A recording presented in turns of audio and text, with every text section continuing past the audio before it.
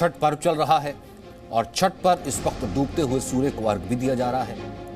भक्तों ने आज डूबते सूर्य को अर्घ दिया। देश के कई हिस्सों में भक्त आस्था के इस महापर्व में डुबकी लगा रहे हैं, लेकिन दिल्ली में छठ पर सियासी हट भी चल रहा है और इसकी वजह है यमुना का प्रदूषण। लाखों करोड़ों रुपए खर्च किए जाने और बड़े बड़े दावों के बाद भी यमुना मैली की मैली रह गई और इस महापर्व पर भक्तों को यमुना के जहरीले पानी में डुबकी लगानी पड़ी, जिसके बाद आम आदमी पार्टी और बीजेपी आगे सामने आ गए।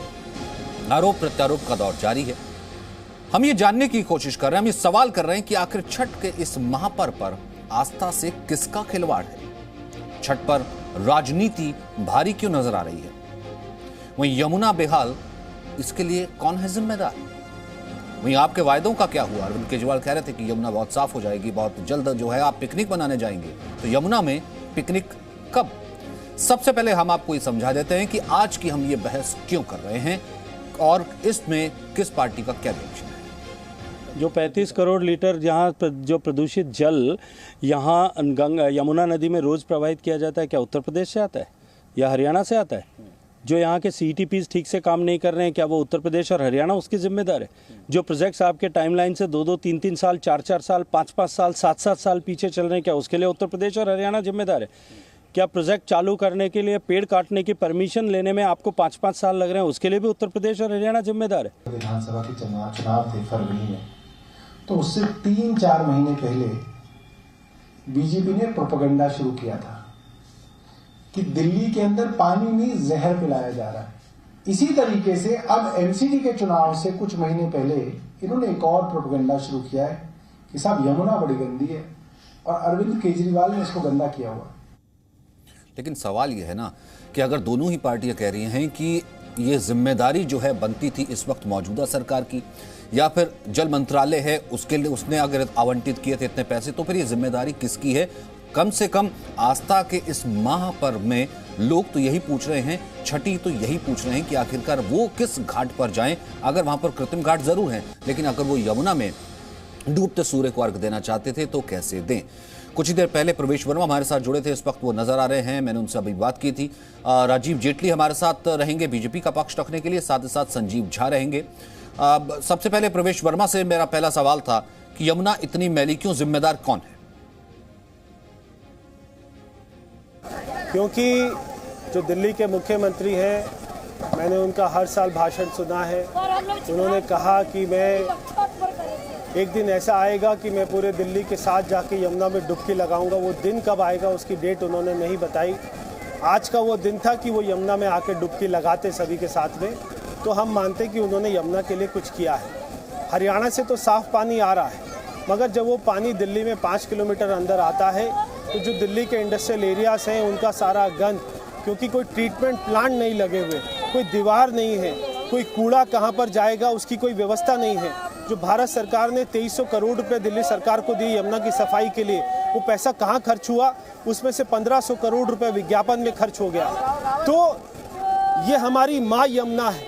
हम अपना गंगा को माँ बोलते हैं, यमुना को माँ बोलते हैं। हमारी माँ यमुना को काली मैली कुचली कर रखा है। तो अरविंद केजरीवाल, जिसको ये पूर्वांचल के भाई बहनों ने 3-3 बार मुख्यमंत्री बनाया दिल्ली का, आज वो इनको छोड़कर आज उसको पंजाब की राजनीति की ज्यादा जाता है। वो अपना उत्तरांचल की राजनीति के बारे में सोचता है, गोवा की राजनीति के बारे में सोचता है। हमारी दुर्गा पूजा कैसे मनाई जाएगी, हमारी गणेश पूजा, हमारी दिवाली, हमारी छठ पूजा कैसे मनाई जाएगी। वहीं जिक्र किया था प्रवेश वर्मा ने यहाँ पर कि फंड बहुत ज्यादा एलोकेट किया गया था 2400 करोड़, लेकिन उसके बाद भी 2400 करोड़ रुपए के प्रोजेक्ट के बाद भी यमुना मैली क्यों रह गई, किसकी जिम्मेदारी थी, उस पर उनका क्या जवाब था। आइए एक बार सुन लेते हैं, फिर उसके बाद चर्चा की शुरुआत करेंगे।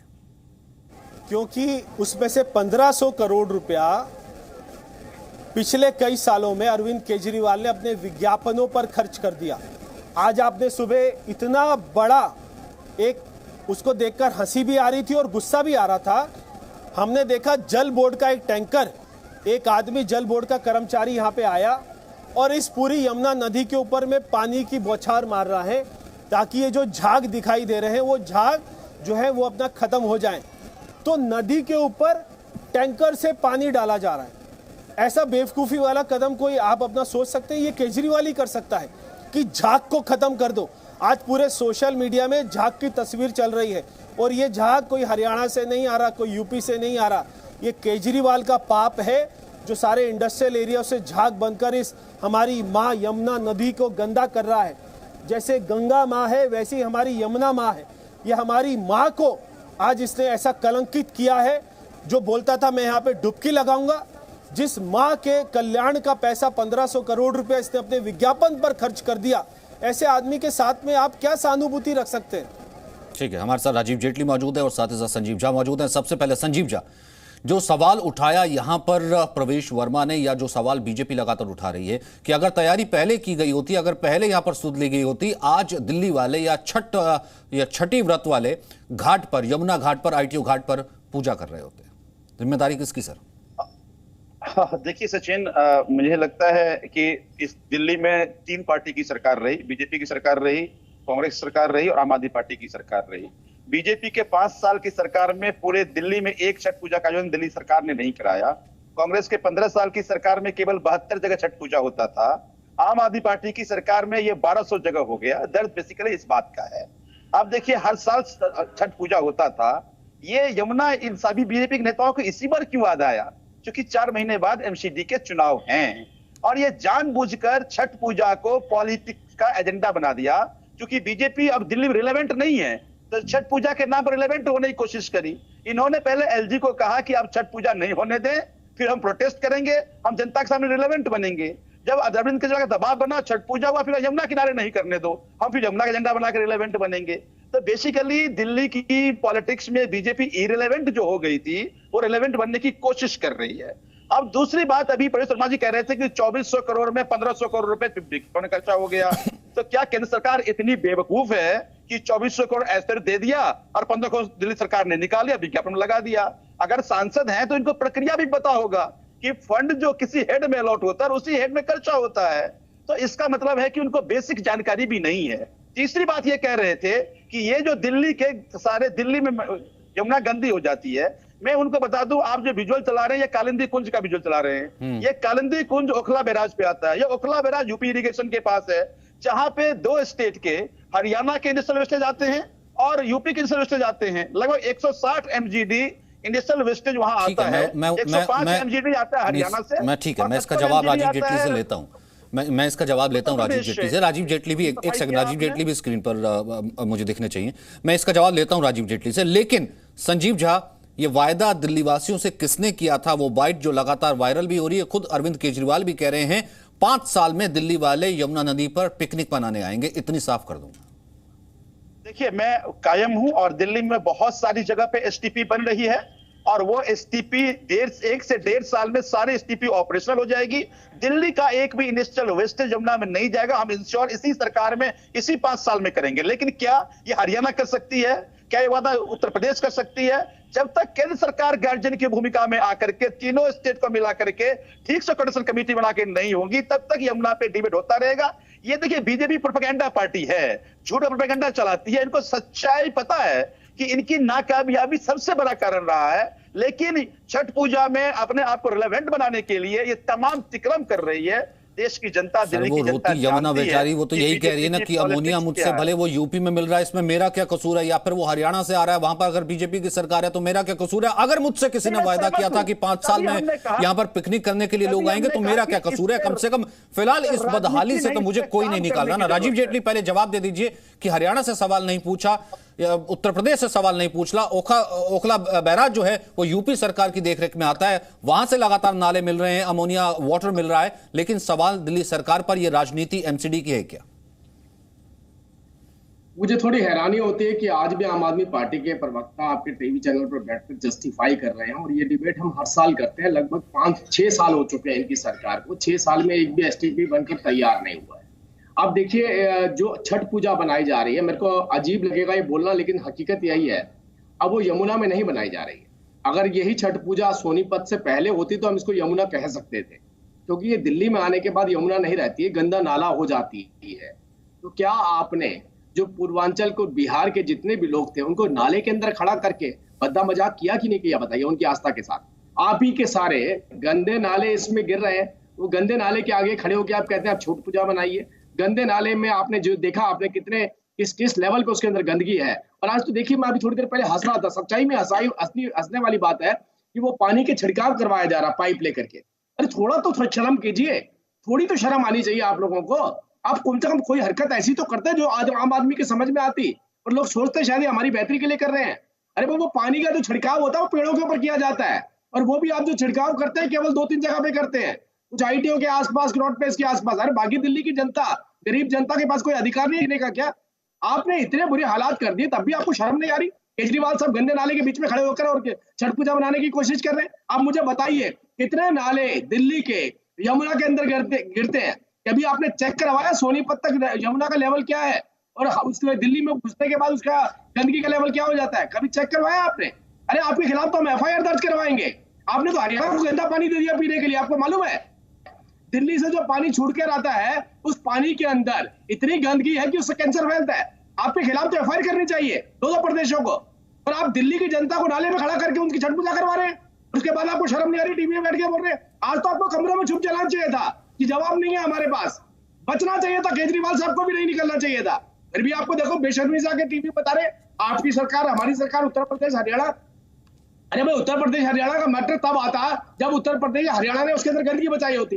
पूरी दिल्ली जानती है, दिल्ली के जो एनवायरमेंट स्पेशलिस्ट है उन्होंने इस बात को कबूला है कि दिल्ली ने जितनी गंदगी यमुना के अंदर बचाई है वो किसी ने नहीं बचाई। और दूसरी बात, आप कहते हैं कि हमने पैसा एडवर्टीजमेंट पे नहीं लगाया। लेकिन सर हरियाणा से भी तो, हरियाणा से उत्तर प्रदेश से भी तो जो पानी आ रहा है वो कौन सा, कोई बिल्कुल साफ आ रहा है? वहां से भी तो तमाम नाले मिलते हैं ना सर।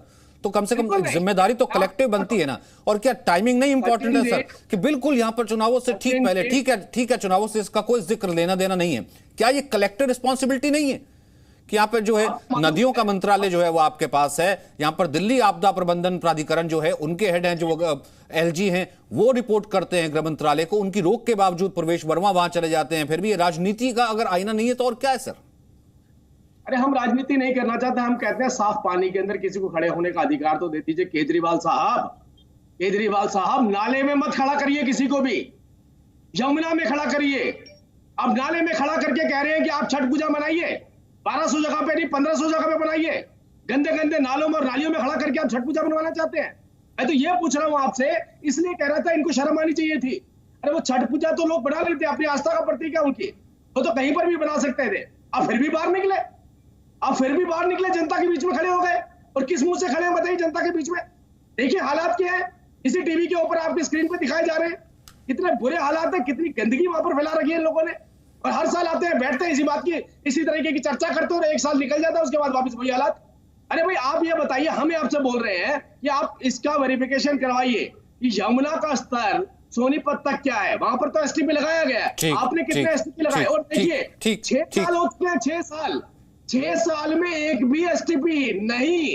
तो सोचिए इससे बड़ा फेलियर क्या होगा? संजीव झा, एक तो ये कि क्या कोई लिमिट नहीं हो सकती, कोई टाइम फ्रेम नहीं हो सकता है कि ठीक है 5 साल पहले एक वायदा किया गया था ना। दूसरा ये, अगर यूपी हरियाणा है तो यूपी हरियाणा से किस तरह का कितना प्रदूषण आ रहा है वो भी बताइए सर खुलकर।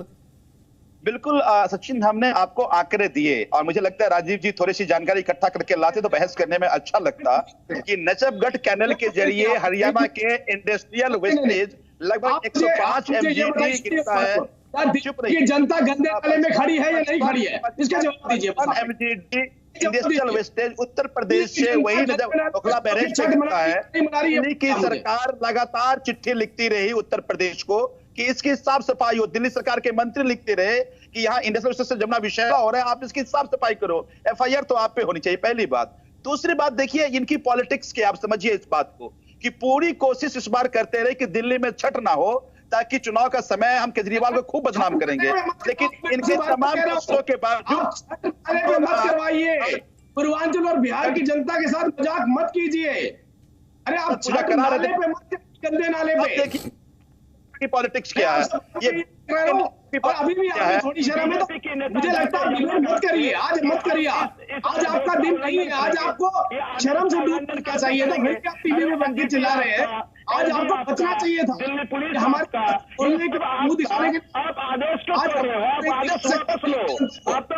एक एक करके राजीव जेटली एक एक करके इससे बेहतर तो होता ना कि मनोज तिवारी जो है वो उससे पहले चक्कर लगा लेते, प्रवेश वर्मा भी उससे पहले चक्कर लगा लेते। झाग कौन सा कोई अभी आया है सर कि छठ को देख करके थोड़ा ना झगाया, हर साल आता है और इसी सीजन में आता है और इसी छठ पर आता है ना। तो यमुना तो हर साल ऐसी है सर, यमुना हर साल ऐसी 2400 करोड़ रुपया, ठीक है दिल्ली सरकार, अब भी ये सवाल दिल्ली सरकार से बनता है और बिल्कुल उठाइए, लेकिन कहीं ना कहीं जिम्मेदारी जो है जल शक्ति मंत्रालय की भी तो बनती है ना सर, कि किस तरीके से नदियां, यमुना का जो है अब तक जो है लेवल बिल्कुल भी प्रदूषण लेवल नहीं सुधर पाया। ये जिम्मेदारी तो कलेक्टिव बनती है ना। एक एक करके से मैं कहता हूं अपना पॉइंट रख लेते हैं। संजीव झा सबसे पहले आप, फिर उसके बाद राजीव जेटली। देखिए अब देखिए बीजेपी की पॉलिटिक्स क्या है कि प्रवेश वर्मा हो, मनोज तिवारी जाते हैं यमुना पे, कहते हैं हम आदेश का उल्लंघन करेंगे। किसके आदेश का? डीडीएमए का आदेश का। डीडीएमए का आदेश का चेयरमैन कौन? एलजी। तो एलजी इनका एनजीटी का हवाला देकर आदेश दे दिया जाता है, दिल्ली पुलिस उसका घेराबंदी कर रही है। तो आप तीनों तो आपके हैं, आप आदेश क्यों तोड़ रहे हैं? आप आदेश वापस लो, आप आदेश देने वाले लोग हैं।